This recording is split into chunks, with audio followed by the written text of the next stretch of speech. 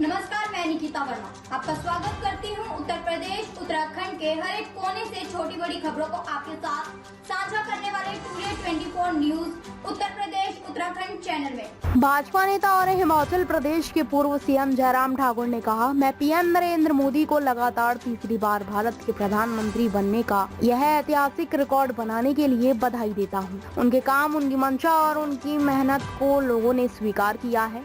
एक बहुत ही संतुलित मंत्रिमंडल बनाया गया है। सभी एनडीए सहयोगियों को समायोजित किया गया है। हमें हिमाचल प्रदेश की सभी 4 सीटें जीतने का भरोसा था। कांग्रेस का मुख्य फोकस मंडी सीट पर था और पार्टी ने वहां चुनाव लड़ने के लिए अपना सब कुछ लगा दिया, लेकिन मंडी में हमारा संगठन मजबूत था, जिसने हमारी जीत सुनिश्चित की। मैं मोदी जी को बहुत बहुत बधाई देता हूं कि लगातार तीसरी बार देश के प्रधानमंत्री बनने का एक रिकॉर्ड उनके नाम पर स्थापित हुआ है। हमारी ओर से शुभकामनाएं हैं। और ये इस तरह का दृश्य पूरा देश जो है वो लगभग 60 वर्षों के बाद देख रहा है कि एक व्यक्ति लगातार तीसरी बार प्रधानमंत्री बने। स्वाभाविक रूप से उनके किए हुए काम पर देश ने मोहर लगाई है, उनकी नीतियों पर, उनके परिश्रम पर।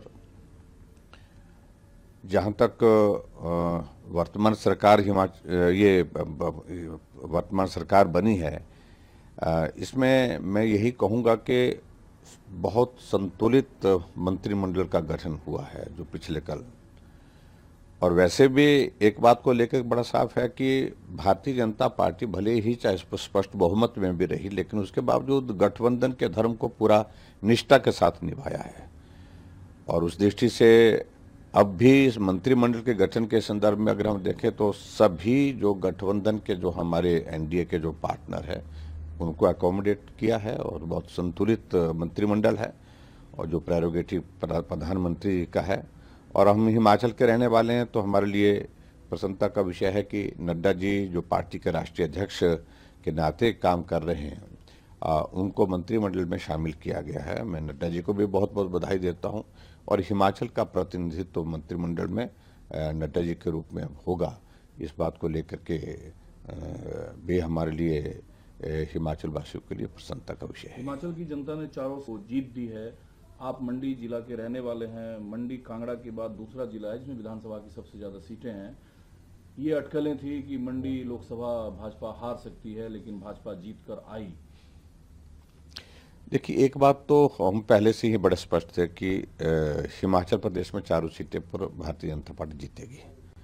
2014 में भी हम चारों सीटों पर जीते, 2019 में भी हम चारों सीटों पर जीते, और 2024 में भी हमने यही कहा था कि चारों सीटों पर जीत होगी। ठीक है, कांग्रेस की ओर से मंडी सीट को ज़्यादा फोकस किया गया था, बहुत गंभीरता से लड़ने की कोशिश भी हुई। और उस दृष्टि से मैं कह सकता हूं कि उनके प्रयास में हमने देखा भी कि अगर हिमाचल प्रदेश में अगर लोकसभा की चुनाव की बात कहें तो लड़ी जो सीट उनने पूरी ताकत के साथ लड़ी तो मंडी लड़ी। लेकिन फिर भी उसके बावजूद हमारा संगठन वहाँ मजबूत है और मजबूत संगठन के चलते हमने वहाँ पर जीत हासिल की। और मैं इस बात को कह सकता हूँ कि शानदार जीत हमारी वहाँ पर हुई है मंडी में।